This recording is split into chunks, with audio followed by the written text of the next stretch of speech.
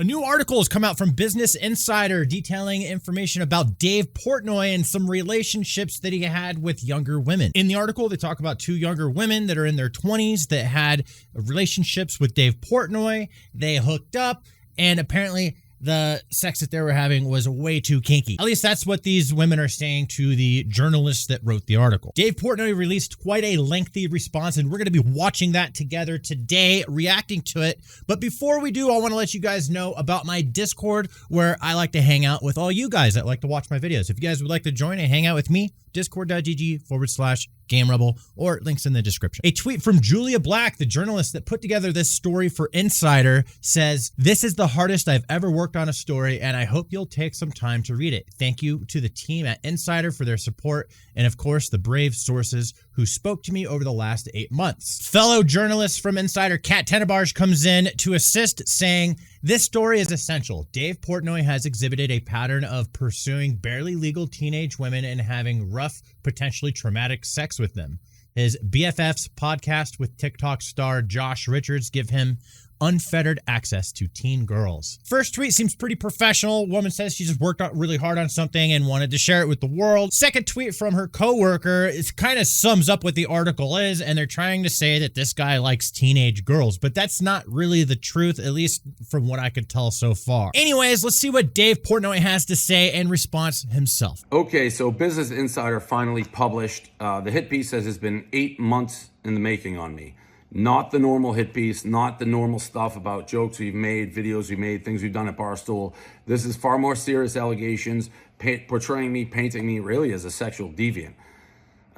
Serious shit. So lawyers have been talking to me, boards, you should say this, you shouldn't say this, you should do that.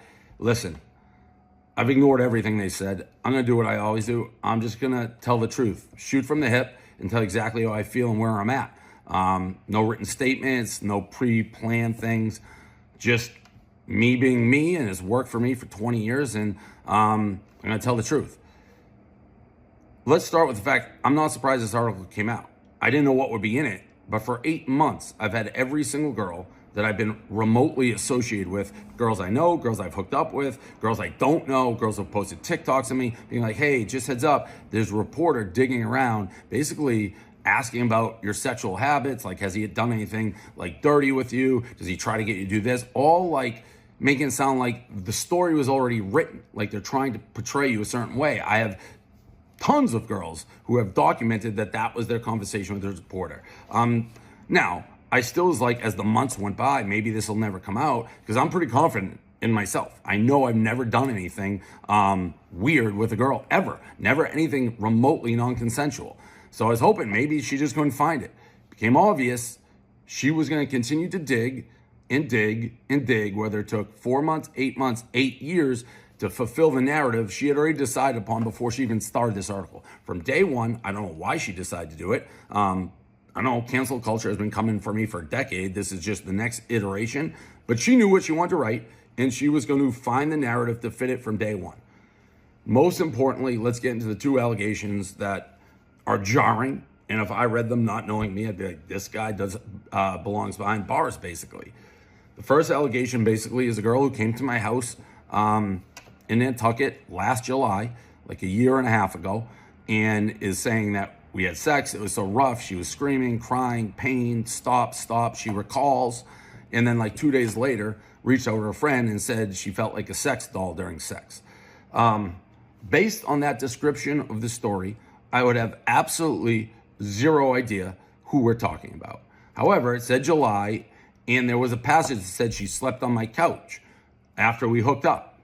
That part, the couch part, and knowing when it was, there's only one girl that I could ever recall who slept on the couch and not with me after we had talked for a month and a half online, and I liked her. I thought she was very attractive, pretty, stunning, engaging girl, so that's why she came. But I do remember one girl sleeping on the couch. So I went, looked at her past DMs, and that part, there's a part that says she reached out, hey, pizza man, and I responded, hey, fly bitch. I would have never recognized that, a hey, fly bitch. Like, I don't say that. She was wearing a hey, fly bitch shirt or a fly bitch shirt when she first DM'd me, and that's how I responded. Whatever. So that's how I was able to figure out who the girl was, the couch part of it. I can say this unequivocally. At no point, she came, she flew, we did have pizza, hung out, hooked up. At no point during it, at no point was it not 100% consensual. At no point did she ask me to stop. At no point did either of us think something unseemly happened. There was no weirdness after. It was totally fine, normal interaction, sexual, 100% consensual. My lawyer's like, don't, make these blanket statements. I'm telling you now, her version of events is not true on our hookup. Just not true. Neither of us were like, oh, you shouldn't be doing it. It was 100,000,000% consensual. What's going on in her brain? I have no idea. Her actions, outward, all 100% normal. Wasn't alarmed, never thought about it. Now, after we hooked up, we were hanging out more, and it just became one of those situations where we disagreed basically on everything from, is it raining or sunny out? It was just oil and vinegar. Two people who did not get along, did not see the world the same way. And that is why she slept on the couch. I do believe, my recollection is she was still interested in hooking up. And I'm like, this just isn't working. Like, we don't get along. Flew back. I never talked to her again. I never knew she had any issue. It's the first I heard of it, and frankly, was stunned to read and hear about it. I am obviously not going to say her name. I don't want her harassed. If what she's telling that she didn't enjoy the experience is true, I had no idea, and that's horrible, and I never want to feel that way. But if there was a hidden camera in that room, and it wasn't a he said, she said, and someone saw the interaction, there would be absolutely nothing there. I promise you I've never lied. My lawyers have been like, don't even acknowledge that you know who this person is. Just anonymous is better because people can just throw it away. I don't do that. I know who the person is. And I'm telling you, that's how it went down. The reason I knew who it was not because of the description of the event, because it doesn't ring true at all. It's because she slept on the couch because we had a disagreement on life. Nothing to do with sex. Did prior, were we sending each other videos? Yes. Her to me to her? Yes. Were we sexting? Yes. Were we having normal conversations? Yes. I talked to her for a month and a half before she came. That's incident number one. Incident number two, I had no idea about, which is basically a girl came over in Nantucket. She DM'd me. She asked to come over. She came over.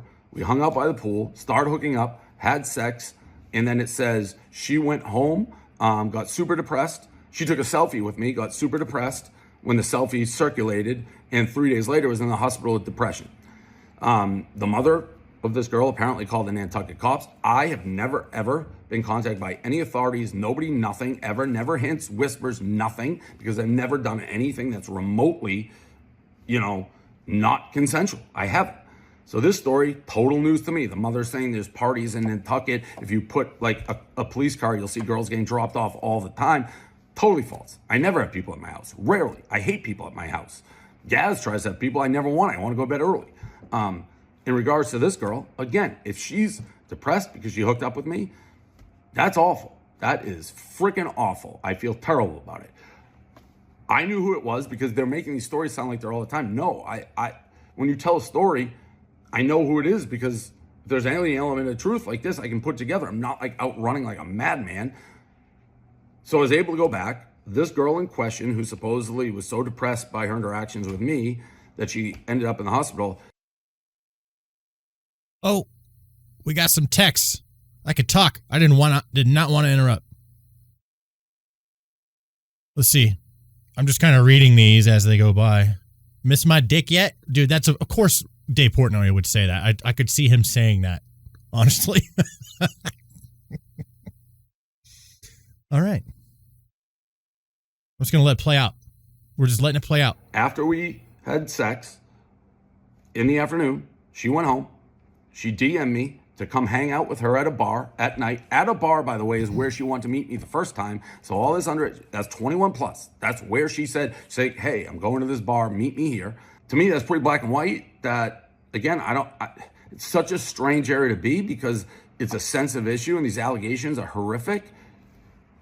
But they're saying she was so depressed by me, suicidal almost, but she was continually hitting me up to hang out. And it was the mother who found the DMs. Maybe she's a shit. I don't know. It's just, I'm telling you the truth. For 8 months, those are the two accusations, sexual nature, that were dug up against me. The first one, I'll never be able to prove my side of the story ever. It's a he said, she said. I swear to God on my life, I'm telling the truth. The second one, at least I have something to back it up. I don't know what else to do. This reporter had an agenda from day one, from the second she picked up paper. Took her 8 months. I've been mostly single till recently for the past 5 years. Well known, target on my back. People fucking hate me, whether it's because I interviewed Trump or I go on Tucker Carlson. The woke cancel culture wants to cancel me. This is the next escalation. And they're like, oh, he wrote a rape joke in 2010, which I wouldn't do now. He made a video at a porn convention. He must be a rapist. And let's just dig up every rock. And I'm scared now. I'm scared because they're asking for more. It's like they're asking the internet, tell us bad stories about Dave Portnoy. Well, guess what? A lot of fucking people hate me. I guarantee this, they'll never be able to prove anything. Nothing, because nothing's ever happened. But I can't stop it. He said, she said. So yeah, it's fucking scary and it sucks. And it's sad that that's the world we live in. This isn't a court of law where it's innocent until proven guilty. No charges ever have been filed. Probably won't unless I'm provoking right now. But there's no way to do it because I've never done anything. But with media and Business Insider, which doesn't give a fuck about destroying lives or who they're affecting right now or the reputation, it's guilty until proven innocent.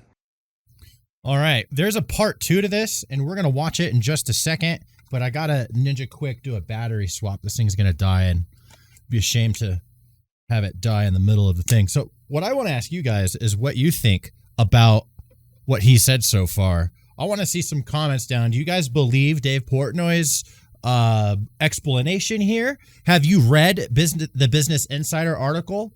I'd love to have a discussion in the comments, see what everyone thinks so far. Okay, let's go ahead and watch part 2. I'm ready to go. Where is part 2? Okay, That's so Business Insider. Here's part 2 right here. Okay, hold on. I got this. And let's play it. How do I prove my he said, she said that I'm right? How? Luckily, one, I have the DM. The other one, I'm telling you, we didn't get along. We saw the world very differently. So yeah, there's nothing after the fact, but I was never made aware by her at any point anything remotely was unseemly. What do I got to be better? Am I just blank? No, I have a target on my back, and I'm too loose and authentic and like, I don't have to worry about anything because I know who I am and the character. This is eye-opening. It's like scary. It's actually fucking scary because people can basically say whatever they want. And like, this is going to be the new narrative. Dave Portnoy is a rapist. It is 100% false. There's not an ounce of credibility to it. If this woman, the reporter, wanted to print and talk to all the girls I've actually hooked up with and known, you're going to see just one after another. Great guy, respectful, yes, may like kinky sex, yes, may send sex messages, things like that. Both ways. If you take anything like that out of the bedroom and put it out of context, yeah, it looks fucking weird. I've been pretty open about my sex life. None of the girls, besides this, have ever said a thing. And I'm telling you, the first example, she was on the couch and we didn't hook up, and it had nothing to do with sex. Hook up a second time. It was, we did not see the world, did not like each other, period. I have nothing against her, that happens. But it was like, yeah, this isn't gonna work. We're not getting along. People choose to believe what they want to believe. There's 11 minutes of me pouring my soul out. I didn't know how else to do it, but it sucks to be attacked like this. 8 months, 24 hours to respond. That's what the reporter said. Give me a fucking break. Yo, that's some crazy stuff, my friends. I did not expect a big bombshell kind of or situation to come out about Dave Portnoy. After just watching him speak, I mean, I don't have all the facts. I don't know anything. I'm just like you guys. I'm just one of billions of people. And I'm just trying to have my opinion here. And my opinion is I kind of believe Dave Portnoy's thing here. I mean, I'm not trying to disregard any type of accusations because some people do awful things and it sucks for someone to be a victim of that, But it's just something's up with it. 8 months of investigation, and these 2 stories are the ones that they can come up with. And one of them's just a he said, she said type of situation. So Dave makes a really good point there, in my opinion. But that, again, like, maybe if more facts come out, if there's like more things that can be like substantiated, is that the word? I always mess up my words in the videos. I just leave it in. If something more can come out that like is more than what Business Insider has been able to produce, then maybe. But as of right now, I'm like Dave Portnoy is making a lot of sense to me. Love to know what you guys think in the comments. Thank you very much once again for watching another video with me. I love doing this with you guys. And yeah, that's pretty much it. See ya.